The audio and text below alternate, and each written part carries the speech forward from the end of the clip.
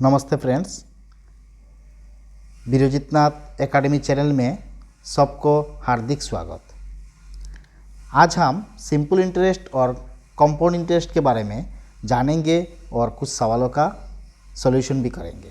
तो चलिए आज का क्लास शुरू करते हैं। तो सबसे पहले हम जानते हैं सिंपल इंटरेस्ट क्या होता है। सिंपल इंटरेस्ट जिसको हम बोलते हैं एसआई। तो मान लेते हैं कि राम एक पर्सन है जिसके पास 1000 रुपीज़ है। राम के पास 1000 रुपीज़ है और राम ये पैसा शाम को देता है फॉर 2 ईयर्स के लिए देता है और इंटरेस्ट चार्ज करता है 10% पर एनम। अभी शाम को कितना पैसा वापस देना पड़ेगा। सिंपल इंटरेस्ट में क्या होता है कि इसमें जितना साल होगा और जितना इंटरेस्ट होगा ये मल्टीप्लाई हो जाएगा।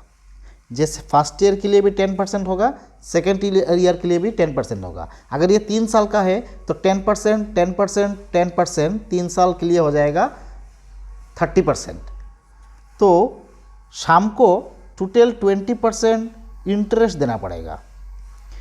2 × 10 और 10 + 10 भी एक ही बात है। 10 + 10 या फिर 2 × 10 हम दोनों में से किसी एक को भी ले सकते हैं। तो 20% शाम को इंटरेस्ट देना पड़ेगा और प्रिंसिपल अमाउंट कितना है 1000। तो 1000 का 20% कितना है 200 रुपया। तो शाम को कितना वापस देना पड़ेगा 1200 रुपया वापस देना पड़ेगा। शाम को कितना देना पड़ेगा 1 साल बाद शाम जब राम को वापस पैसा देगा तब शाम को 1200 रुपया वापस करना पड़ेगा। अभी ये सेम चीज़ अगर हम कंपाउंड इंटरेस्ट में देखते हैं क्या होता है। तो मान लेते हैं कि वही पर्सन राम जिसके पास 1000 था और वही पैसा उसने शाम को दिया होता और इस बार वो सिंपल इंटरेस्ट की जगह कंपाउंड इंटरेस्ट देता, वही 2 ईयर्स के लिए देता और 10% रेट ऑफ इंटरेस्ट में देता। तो कंपाउंड इंटरेस्ट में क्या होता है कि पहले फर्स्ट ईयर में 10% रेट ऑफ इंटरेस्ट हुआ, फिर सेकेंड ईयर में भी 10% रेट ऑफ इंटरेस्ट हुआ, जैसे सिंपल इंटरेस्ट में भी होता है 10% + 10%। लेकिन यहाँ पर कंपाउंड इंटरेस्ट में यही एक चीज़ है जो सिंपल इंटरेस्ट से अलग है। जो फर्स्ट ईयर जो 10% इंटरेस्ट मिला है उसी इंटरेस्ट के ऊपर दोबारा इंटरेस्ट देना पड़ेगा। तो 10% के ऊपर दोबारा 10% इंटरेस्ट देना पड़ेगा। जब सेकेंड ईयर में कैलकुलेशन करेंगे तो ये तो 10% रहेगा ही। तो फर्स्ट ईयर में जितना इंटरेस्ट मिला था वो इंटरेस्ट का और 10% मतलब 10 का 10%, 10 का 10% होता है 1। तो इसमें और 1 प्लस हो जाएगा, मतलब 10 और 10 20 और 1 21% हो जाएगा। जो सिंपल इंटरेस्ट में 20% था, जो सिंपल इंटरेस्ट में 20% था, अभी कंपाउंड इंटरेस्ट में वही परसेंटेज 21% हो गया। क्योंकि कंपाउंड इंटरेस्ट में जो पहले साल जो इंटरेस्ट मिला था उसके ऊपर दूसरे साल में इंटरेस्ट मिलेगा। यही बात अगर 3 साल में होता तो सिंपल इंटरेस्ट में क्या होता 10 + 10 + 10 होता। सेम चीज़ अगर कंपाउंड इंटरेस्ट में है तो कंपाउंड इंटरेस्ट में क्या होगा 10 10 10। तो फर्स्ट ईयर में 10% मिला था, उसके ऊपर सेकेंड ईयर में 10% मिलेगा, मतलब 1 मिलेगा। फिर थर्ड ईयर में क्या होगा, ये फर्स्ट ईयर का 10 के ऊपर 10% मतलब 1, सेकेंड ईयर में जो 10 मिला था उसके ऊपर और 1, फिर थर्ड ईयर में सेकेंड ईयर में जो 1 मिला था, जो फर्स्ट ईयर वाला इंटरेस्ट से मिला था सेकेंड ईयर को, उसका भी 10% होगा, मतलब 0.1 होगा। तो कुल मिला के कितना हुआ यहाँ पर एसआई में तो 30% हो गया, तो सीआई में कितना होगा 10 10 10 मतलब 30 31 32 33 33.1% हो जाएगा। 33.1% हो जाएगा कंपाउंड इंटरेस्ट में। अभी कंपाउंड इंटरेस्ट में फॉर्मूला से तो हम कर ही सकते हैं, तो फॉर्मूला से भी बढ़कर भी और एक शॉर्टकट ट्रिक है। उसके लिए आपको क्या जानना है कि 10% वाला तो हमने देख लिया, 10 10 10 उसके ऊपर और 10% करके आता है। लेकिन आगे अगर परसेंटेज दिया होता कि 12.5% है तो फिर हम 12.5% यहाँ लिखते, फिर 12.5% यहाँ लिखते, फिर 12.5% यहाँ लिखते, फिर 12.5 का फिर से 12.5, ये तो पूरा कॉम्प्लिकेटेड हो जाएगा। तो इससे बचने के लिए क्या करना पड़ेगा, मान लेते हैं कि हमारा रेट ऑफ इंटरेस्ट 12.5% है CI में। SI में तो कोई प्रॉब्लम ही नहीं है क्योंकि नंबर ऑफ ईयर से हम इंटरेस्ट रेट को मल्टीप्लाई कर लेंगे। तो CI में क्या करना पड़ेगा, ये 12.5% का फ्रैक्शनल वैल्यू आपको पता होना चाहिए। 12.5% का फ्रैक्शन वैल्यू है 1/8। तो ये 8 को हम प्रिंसिपल मान लेते हैं और 8 + 1 इसको हम मान लेते हैं अमाउंट। तो अगर 2 साल के लिए हुआ, 2 साल के लिए हुआ तो इसको हम स्क्वायर कर देंगे, इसको भी स्क्वायर कर देंगे, मतलब आपका प्रिंसिपल वैल्यू हो जाएगा 64 और अमाउंट वैल्यू हो जाएगा 81 और उसके ऊपर जो डिफरेंस आएगा वही होगा आपका इंटरेस्ट वैल्यू, यही होगा आपका इंटरेस्ट वैल्यू। अभी यही चीज़ को हम 3 साल के लिए सोचेंगे तो क्या होगा, 3 साल के लिए होगा क्या, ये जो 8 है और 9 है इसके ऊपर हम क्यूब लगा देंगे। तो 8 का क्यूब कितना होता है 512 और 9 का क्यूब कितना होता है 729 आई थिंक, और इसके जो डिफरेंस आएगा वही होगा आपका इंटरेस्ट। और एक फॉर्मूला होता है कंपाउंड इंटरेस्ट का, वो क्या होता है, एक ही फॉर्मूला आपको याद रखना है, amount A = P × 1 + R/100 to the power n। Amount = principal P × 1 + R मतलब rate of interest divided by 100 to the power n, n माने नंबर ऑफ ईयर। यही फॉर्मूला आपको याद रखना है। अभी धीरे धीरे हम जब प्रॉब्लम सॉल्व करेंगे और भी हम थोड़ा और जानेंगे कैसे कैसे कौन सा प्रॉब्लम को सॉल्व करना होता है। ये भी पता होना चाहिए कि जब हाफ ईयरली आएगा तब आप क्या करेंगे। तो जब हाफ ईयरली आएगा तब हम क्या करेंगे, ये जो रेट ऑफ इंटरेस्ट है, जैसे मान लिया कि लिखा हुआ है कि हाफ ईयरली है, तो हाफ ईयरली में आपको 12% मिलता है।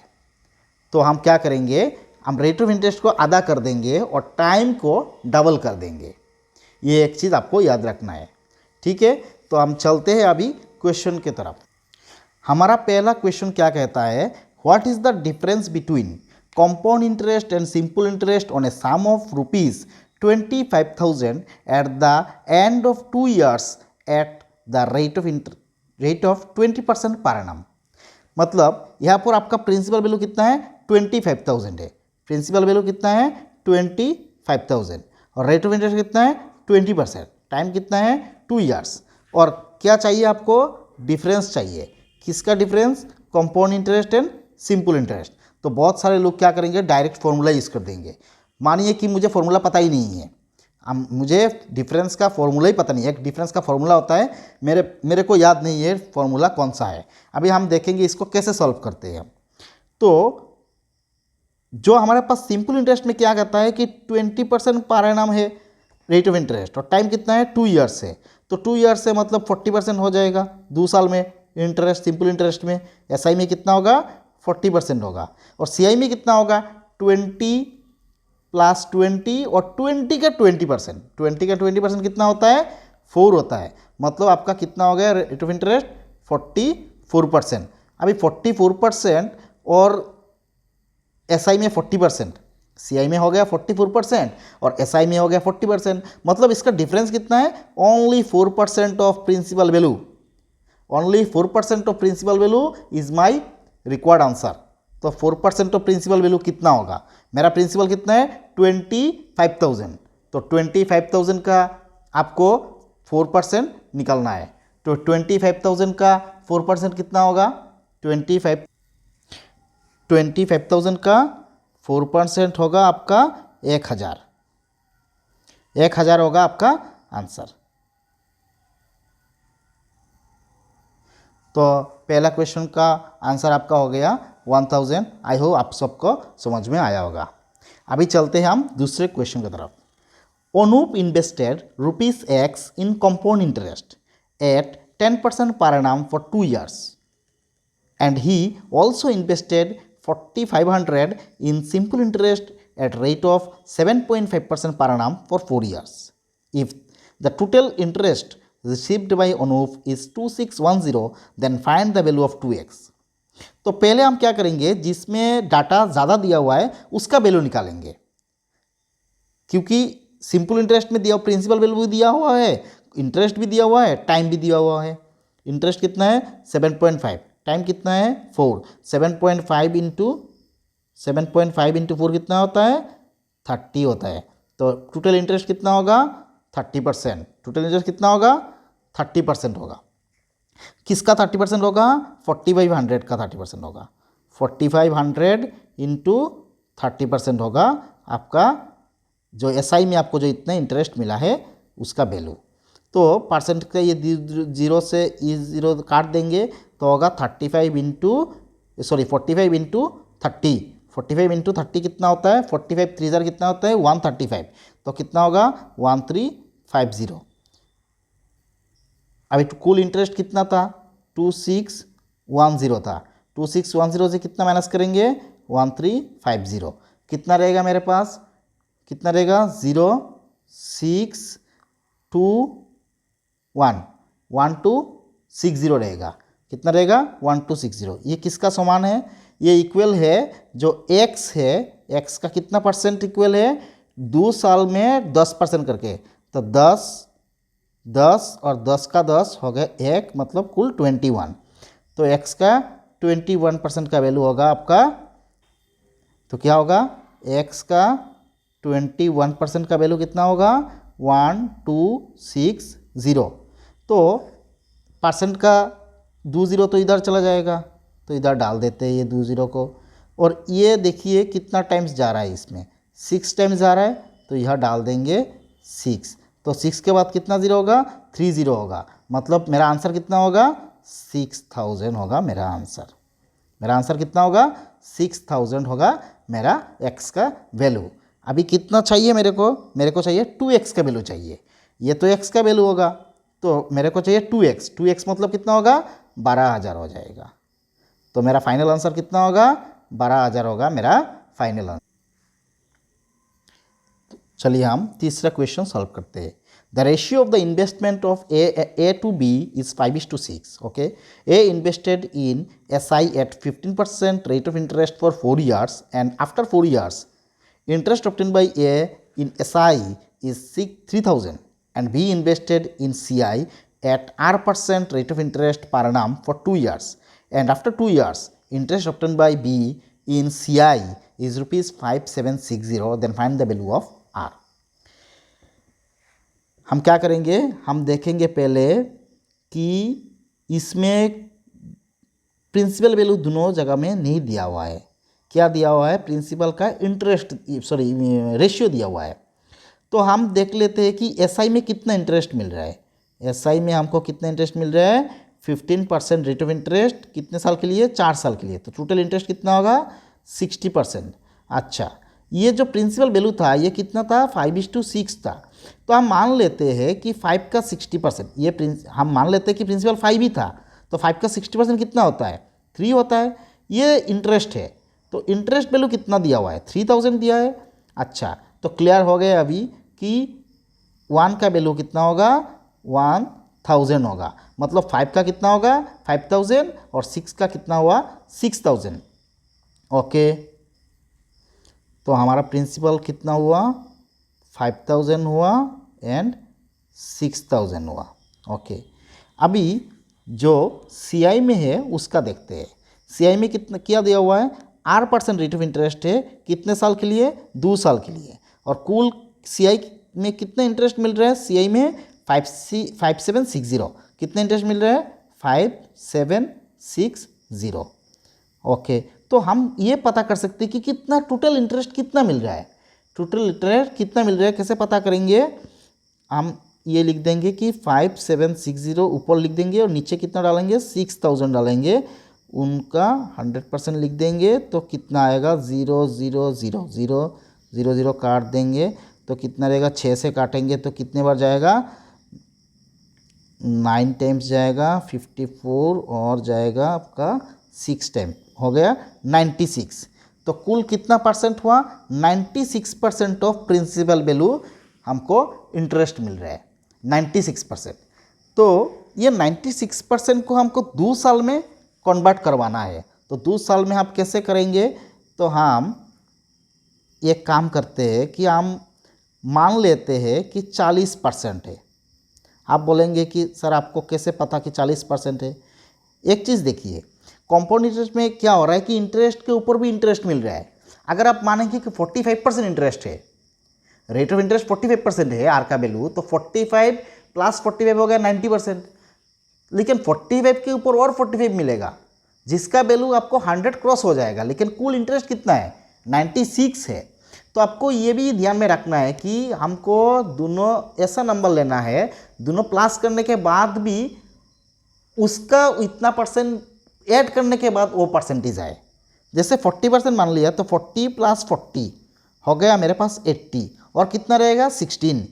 अभी 40 का 40% कितना होता है? 16 होता है।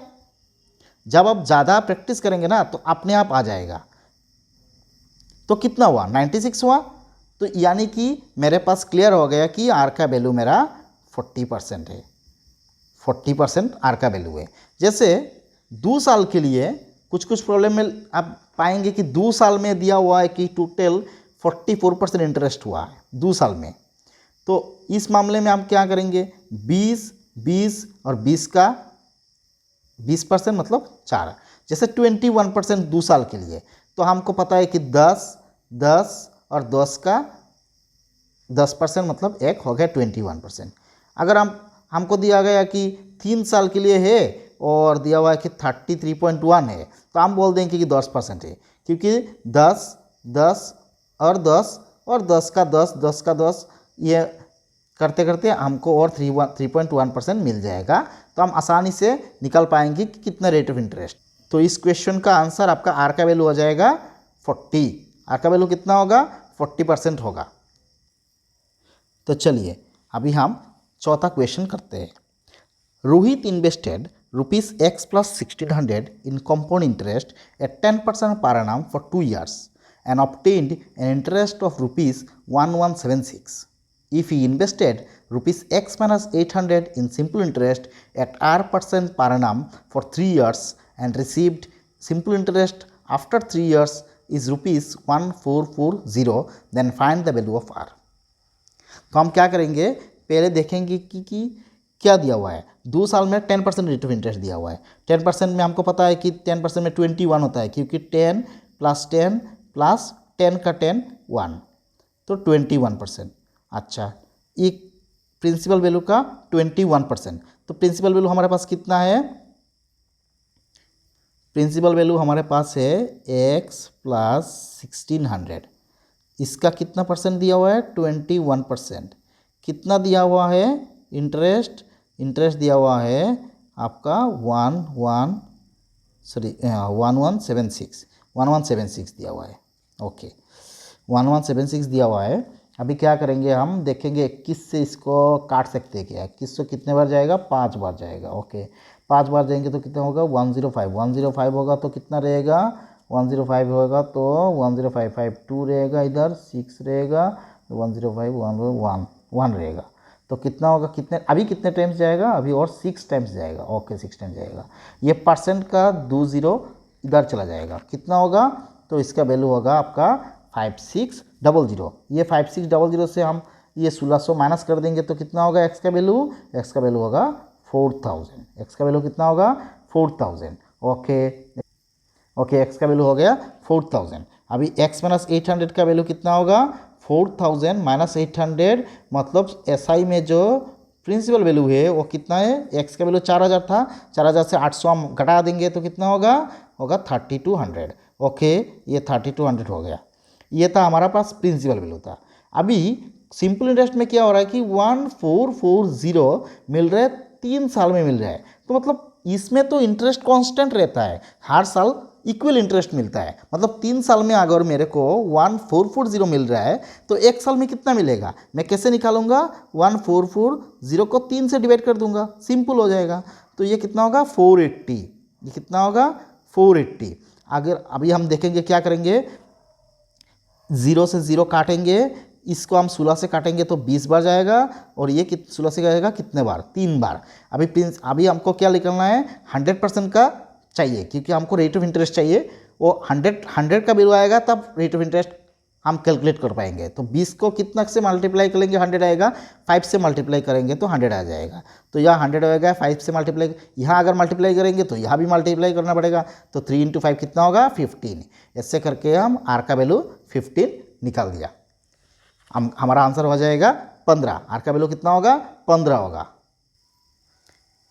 चलिए हमारा क्वेश्चन नंबर 5 सॉल्व करते हैं।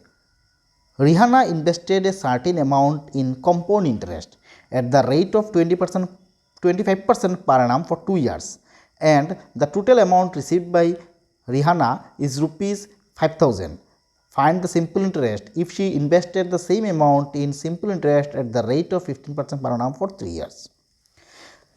तो 25% अगर हम देखेंगे कि 25% का कंपाउंड इंटरेस्ट निकलना है, तो ये तो थोड़ा ज़्यादा हो गया, नंबर थोड़ा बड़ा हो गया। 10-20 में होता तो हमको आसानी होता है कि 25% का हम 25% लिखेंगे, फिर 25%, फिर 25% का 25% निकालना पड़ेगा। तो दूसरा एक उपाय मैंने दिखाया था आपको कि जिससे फ्रैक्शन वैल्यू अच्छा आ सकता है, उससे हम जाएंगे। तो 25% का फ्रैक्शन वैल्यू कितना होता है, 25% का फ्रैक्शन वैल्यू होता है 1/4।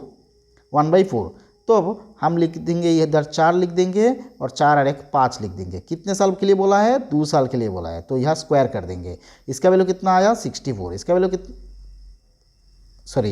इसका वैल्यू कितना आया 16 आया, और इसका वैल्यू कितना आया 25 आया। तो हमारे पास टोटल किया जो है, टोटल अमाउंट कितना दिया हुआ है, 25 का वैल्यू कितना दिया हुआ है 5000 दिया हुआ है, 5000।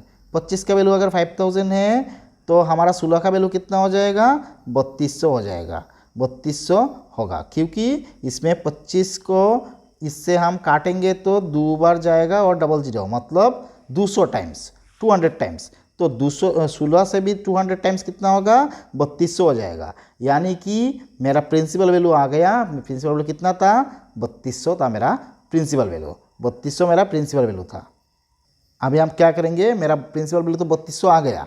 अभी देखेंगे हम सिंपल इंटरेस्ट में क्या हो रहा है कि वही सेम अमाउंट जो आपने रिहाना ने इन्वेस्ट किया था कंपाउंड इंटरेस्ट में, सेम अमाउंट तो सिंपल इंटरेस्ट में इन्वेस्ट कर रहा है। मतलब 3200 रुपया भी सिंपल इंटरेस्ट में भी वो अगर इन्वेस्ट करता तो उसको कितना इंटरेस्ट मिलता, वो कैसे निकालेंगे, उसको रेट ऑफ इंटरेस्ट कितना मिल रहा है 15%। कितने साल के लिए दिया है 3 साल के लिए। तो 3 इयर्स में 15% रेट ऑफ इंटरेस्ट में कितना इंटरेस्ट मिलेगा 45% इंटरेस्ट मिलेगा। तो 3200 का 45% निकालेंगे तो हमारा आंसर हो जाएगा। तो बोलेंगे सर 3200 का 45% कैसे निकालेंगे, मल्टीप्लाई करके? नहीं, तो पहले हम क्या करेंगे उसका 50% निकालेंगे। तो 3200 का 50% कितना है, हम सबको पता है कि 3200 का आधा होता है 1600। यहाँ पर तो 45% था, मैंने 50% मान लिया, मतलब मैंने 5% ज़्यादा ले लिया था। अभी ये 5% मैं माइनस कर दूंगा।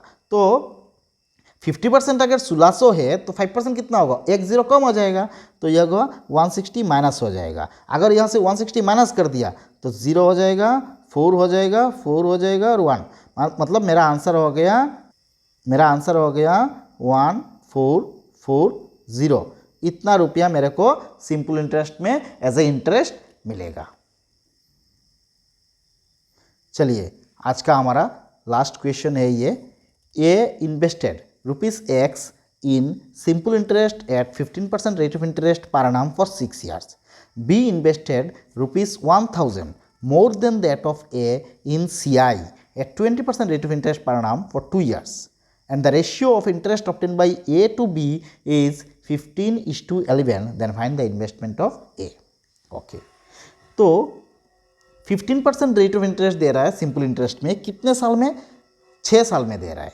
तो 6 साल में कितना इंटरेस्ट आएगा, 6 साल में सर 90% इंटरेस्ट आएगा, क्योंकि सिंपल इंटरेस्ट में हम क्या करते हैं, इंटरेस्ट परसेंटेज जो है पर नाम उसके साथ नंबर ऑफ ईयर हम मल्टीप्लाई कर देते हैं। तो 15 इंटू 6 हो जाएगा 90%। किसका 90%? ए का इन्वेस्टमेंट। ए का इन्वेस्टमेंट कितना है? एक्स है, तो 90% ऑफ एक्स होगा। ओके। किसका रेशियो दिया हुआ है? इंटरेस्ट का रेशियो दिया हुआ है, मतलब ये मेरा एक इंटरेस्ट आ गया। दूसरा इंटरेस्ट क्या है? दूसरा है सर CI में 20% रेट ऑफ इंटरेस्ट में 2 ईयर्स के लिए। तो 20% में कितना आएगा? 20 20 20 का 20 मतलब 4, कुल मिला के आएगा 44%। सर कितने का 44% आ रहा है? ये 44% आ रहा है। पहले वाले जितने इन्वेस्टेड किया था उसके साथ और 1000 ज़्यादा इन्वेस्ट हो रहा है, मतलब ये होगा x प्लस आपका 1000 इंटू 44% इजिकल टू इसका वैल्यू कितना आएगा? रेशियो 15:11 आएगा।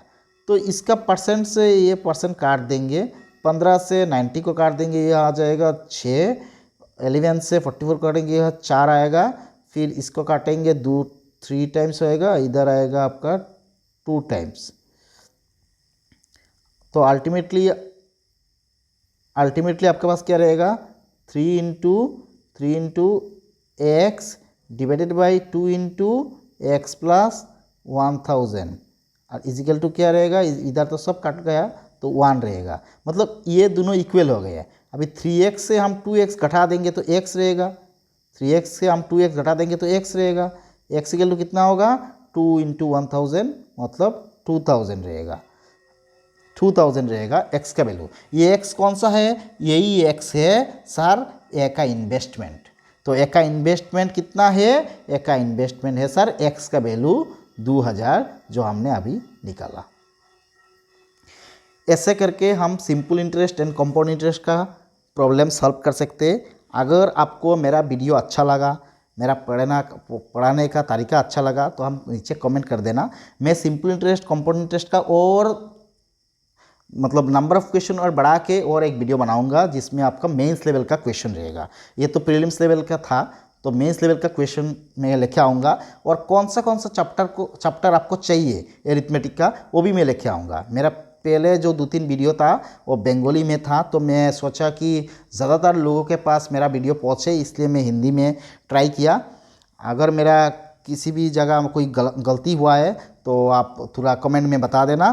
Thank you for watching. Please मेरा चैनल को सब्सक्राइब कीजिएगा, लाइक कीजिएगा, शेयर कीजिएगा। ये मेरा चैनल नहीं है, ये आप लोगों का चैनल है, क्योंकि मेरे को तो जॉब मिल गया, अभी आप लोगों को मिलना है। तो मैं मेरा 100% ट्राई करूँगा, जितना हो सकता है आप लोगों के लिए करूँ। और एक चीज़, कुछ लोग हैं जिनको डाउट है कि मॉक टेस्ट कौन सा ले, तो मैं बोल देता हूँ कि गाइडली का है, अड्डा का है, प्रैक्टिस मॉक का है, ओलिवुड का है, बहुत सारा मॉक टेस्ट है और बाकी और दो चार वेबसाइट भी होंगे। तो मेरा पर्सनल व्यू है, कोई प्रमोशन वीडियो नहीं है ये, मैं पर्सनल व्यू से बोल रहा हूँ कि गाइडली और अड्डा और प्रैक्टिस मॉक तीनों में से आप कोई भी एक ले सकते हैं। अभी जो मैंने क्वेश्चन लिया था वो मैं गाइडली से लिया था, तो अब गाइडली का लेवल मुझे थोड़ा अच्छा लगता है। अभी 2-3 साल में जो क्वेश्चन पैटर्न आया है वो गाइडली का थोड़ा फॉलो करता है। अड्डा भी आप ले सकते हैं, पहले तो हमने तो अड्डा ही यूज़ किया था ज़्यादा।